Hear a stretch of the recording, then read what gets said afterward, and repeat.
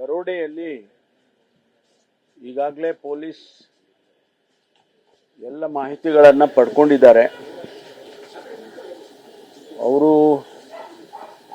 ಕರ್ನಾಟಕದವರ ಅಥವಾ ಹೊರಗಿನವರ ಆ ವೆಹಿಕಲ್ಗಳೇನು ಯೂಸ್ ಮಾಡಿದ್ದಾರೆ ಅದು ಕೂಡ ಒಂದು ವೆಹಿಕಲ್ದು ಫೋಟೋ ತೆಗೆದು ಅದನ್ನು ಹಾಕಿದ್ದಾರೆ. ಅದನ್ನು ವೆರಿಫೈ ಮಾಡಲಾಗಿ ಅದು ಬೇರೆ ವೆಹಿಕಲಿನ ನಂಬರ್ ಪ್ಲೇಟ್ ಆಗಿ ಯೂಸ್ ಮಾಡಿದ್ದಾರೆ. ಆ ನಂಬರ್ನ ಹುಡುಕೊಂಡು ಹೋದಾಗ ಯಾವುದೋ ಒಂದು ಸ್ವಿಫ್ಟ್ ವೆಹಿಕಲ್ಗೆ ಅವ್ರ ಮನೆಯಲ್ಲಿ ಪಾಪ ಅವರು ಇರ್ತಕ್ಕಂಥ ವೆಹಿಕಲ್ ನಂಬರನ್ನು ತೊಗೊಂಡು ಯೂಸ್ ಮಾಡಿದ್ದಾರೆ. ಅದು ವೆರಿಫೈ ಆಗಿದೆ. ಈಗ ಹೊರಗಡೆ ತೊಗೊಂಡು ಹೋಗಿದಾರ, ಅವ್ರು ಯಾವ ವೆಹಿಕಲ್ಸಲ್ಲಿ ಹೋಗಿದ್ದಾರೆ ಅಂತ ಗೊತ್ತಿಲ್ಲ. ಯಾಕೆಂದರೆ ಅವರು ವೆಹಿಕಲ್ಸನ್ನು ಬದಲಾಯಿಸ್ಕೊಂಡಿದ್ದಾರೆ, ಹಣ ಟ್ರಾನ್ಸ್ಫರ್ ಮಾಡ್ಕೊಂಡಿದ್ದಾರೆ. ಆ ವೆಹಿಕಲ್ ಯಾವುದು ಅಂತ ನಮಗಿನ್ನೂ ಕೂಡ ಒಂದಿಷ್ಟು ಮಾಹಿತಿಗಳಿದ್ದಾವೆ, ಆದರೆ ನಿಖರವಾಗಿ ಇನ್ನೂ ಕೂಡ ಸಿಗಲಿಲ್ಲ. ಆ ವೆಹಿಕಲ್ ಹೊರಗಡೆ ಸ್ಟೇಟ್ ಬಿಟ್ಟು ಹೋಗಿದೆಯಾ ಇಲ್ವಾ ಅನ್ನೋದನ್ನು ನಾವು ಹುಡುಕ್ತಾ ಇದ್ದೇವೆ.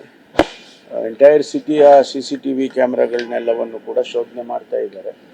ಖಂಡಿತವಾಗಿ ಹಿಡಿಯೋದಂತೂ ಗ್ಯಾರಂಟಿ, ಹಿಡಿಯೋದಂತೂ ಖಂಡಿತವಾಗಿ ಹಿಡಿದಾಕ್ತೀವಿ. ಬಿಜಾಪುರದಲ್ಲಿ 2 ಘಟನೆ ಇದೇ ರೀತಿಯಾಗಿತ್ತು.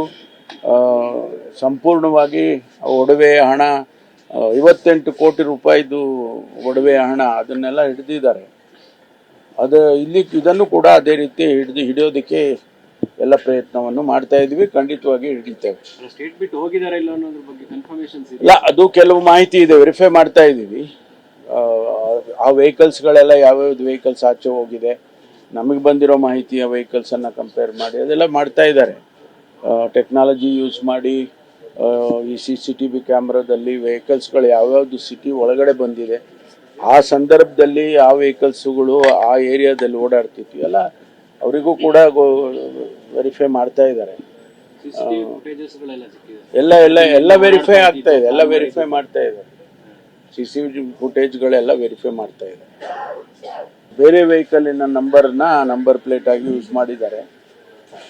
ಆ ನಂಬರ್ನ ಹುಡುಕೊಂಡು ಹೋದಾಗ ಯಾವುದೋ ಒಂದು ಸ್ವಿಫ್ಟ್ ವೆಹಿಕಲ್ಗೆ ಅವ್ರ ಮನೆಯಲ್ಲಿ ಪಾಪ ಅವರು ಇರ್ತಕ್ಕಂಥ ವೆಹಿಕಲ್ ನಂಬರನ್ನು ತೊಗೊಂಡು ಯೂಸ್ ಮಾಡಿದ್ದಾರೆ. ಅದು ವೆರಿಫೈ ಆಗಿದೆ. ಈಗ ಹೊರಗಡೆ ತೊಗೊಂಡು ಹೋಗಿದಾರ, ಅವ್ರು ಯಾವ ವೆಹಿಕಲ್ಸಲ್ಲಿ ಹೋಗಿದ್ದಾರೆ ಅಂತ ಗೊತ್ತಿಲ್ಲ. ಯಾಕೆಂದರೆ ಅವರು ವೆಹಿಕಲ್ಸನ್ನು ಬದಲಾಯಿಸ್ಕೊಂಡಿದ್ದಾರೆ, ಹಣ ಟ್ರಾನ್ಸ್ಫರ್ ಮಾಡ್ಕೊಂಡಿದ್ದಾರೆ. ಆ ವೆಹಿಕಲ್ ಯಾವುದು ಅಂತ ನಮಗಿನ್ನೂ ಕೂಡ